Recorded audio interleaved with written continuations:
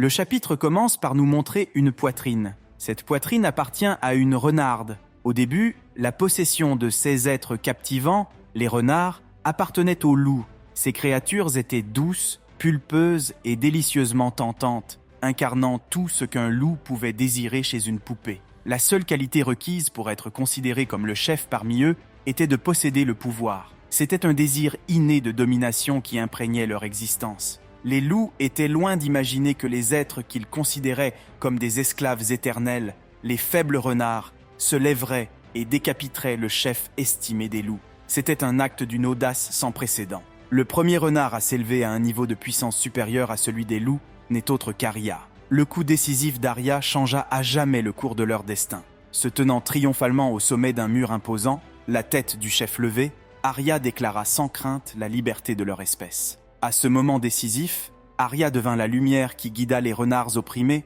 pour qu'ils se libèrent des griffes de fer des loups. Au fil des ans, la nation autrefois puissante, connue sous le nom de loup noir, devint progressivement peuplée uniquement d'hommes. Les raisons de ce changement restent mystérieuses. C'est comme si le vent du changement avait chassé les femmes de leur domaine, ne laissant derrière lui que la présence masculine. Pendant ce temps, à leur insu, une nouvelle nation est apparue de l'autre côté du continent, semblant engloutir la masse continentale restante. Cette nouvelle nation, Renard Pourpre, avait la particularité d'être exclusivement composée de femmes. Son existence pose la question de l'équilibre délicat entre le pouvoir et la dynamique des genres, comme si la nature elle-même recherchait l'équilibre.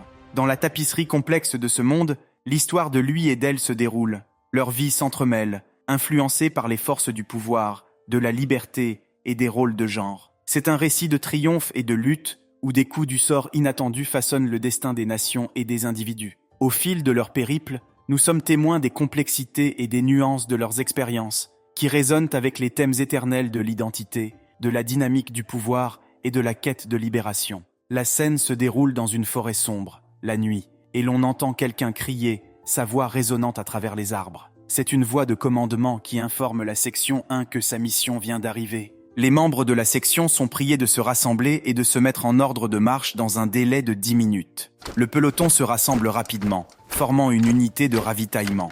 Un officier supérieur s'avance et s'adresse au peloton en lui révélant les détails de sa mission. Il s'agit d'une mission de transport qui consiste à livrer des fournitures en toute sécurité au point 3.1. L'officier insiste sur le fait que, même si l'itinéraire semble sûr, ils doivent rester vigilants car des circonstances imprévues peuvent survenir à tout moment. Alors qu'il termine son exposé, il se détourne et rappelle aux soldats qu'ils disposent d'un délai strict de 6 heures pour mener à bien leur mission. La section répond à l'unisson, leur voix remplie de détermination, et ils acceptent l'ordre avec un « Oui, monsieur » retentissant. Nous voyons le caporal Han qui exprime son mécontentement à l'égard de la mission, déplorant qu'ils soient souvent considérés comme de simples outils par les autres, en particulier par les forces spéciales d'élite Delta. Il remet en question la décision de les envoyer en mission en pleine nuit, laissant entendre que cela pourrait être trop exigeant. Un autre membre, que nous appellerons Aerang, est d'accord avec Han et aspire plutôt à une nuit paisible.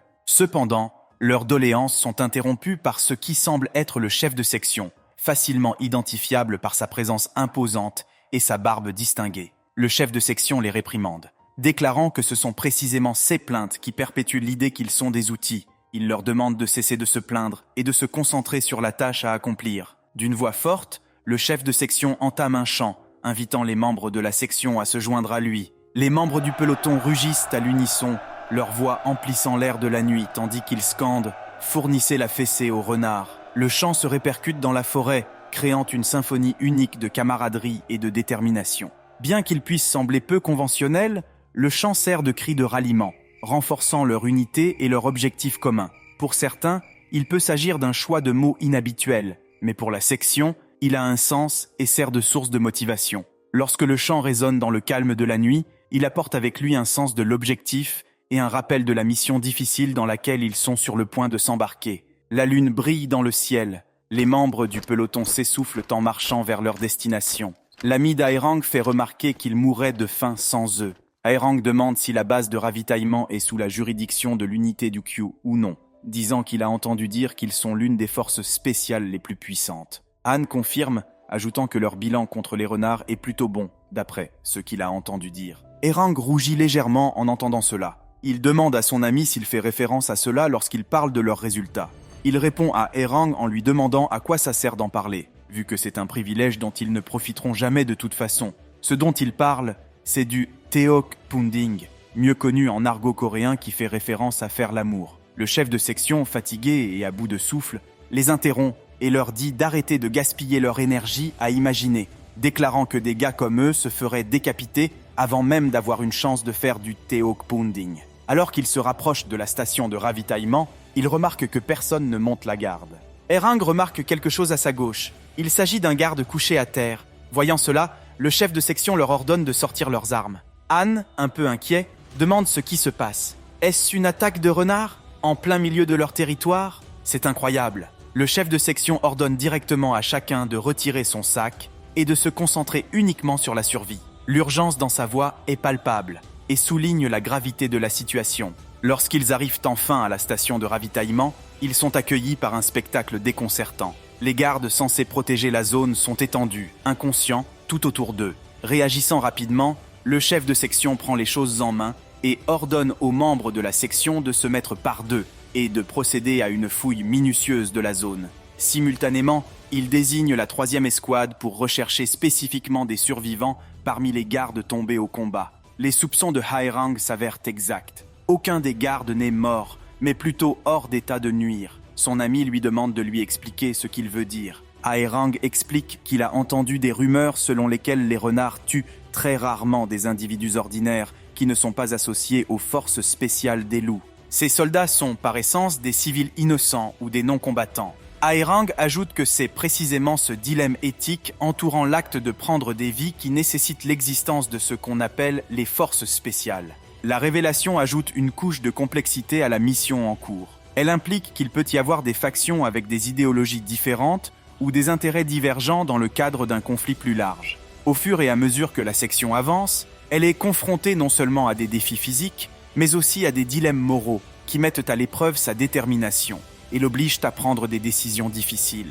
La véritable nature de leur mission devient de plus en plus énigmatique, alors qu'ils sont aux prises avec la notion d'allégeance et les limites floues entre amis et ennemis. Alors qu'Aerang et son ami s'approchent de l'entrée principale, son ami charge avec sa fougue, prêt à combattre, et crie audacieusement « Arrêtez de vous cacher et montrez-vous !» En observant la bravoure de son ami, Aerang remarque qu'il est plus courageux qu'il n'y paraissait au départ. Son ami affirme qu'il ne peut pas reculer de peur devant les renards pourpres, faisant preuve d'une détermination inébranlable. Les deux se dirigent prudemment vers l'étage tout en restant sur le qui-vive. En haut de l'escalier, ils rencontrent un membre de Dukyu inconscient. Ils lui crient dessus pour le réveiller et s'enquérir de la situation. Il apparaît que Han, dont le vrai nom est révélé, a le grade de caporal.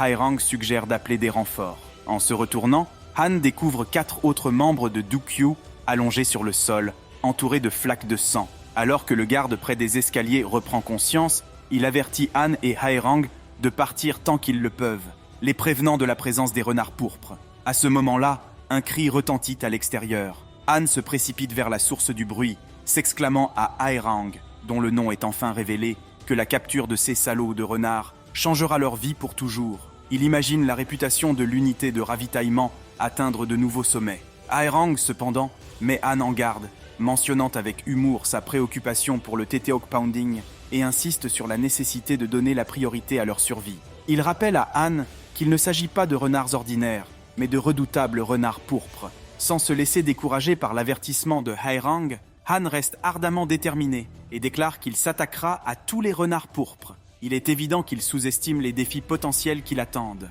En se précipitant à l'extérieur, Han commence à chanter leurs cris de guerre. Il remarque que le commandant du peloton est allongé sur le sol à sa droite, que son chef d'escouade fait également une sieste et que les autres membres du peloton rechargent leur batterie. Han commence à insulter les renards, les traitant de sournois et suggérant qu'ils ont dû avoir recours à de sales tours pour obtenir la victoire. Sinon, ils n'auraient jamais gagné contre le commandant du peloton.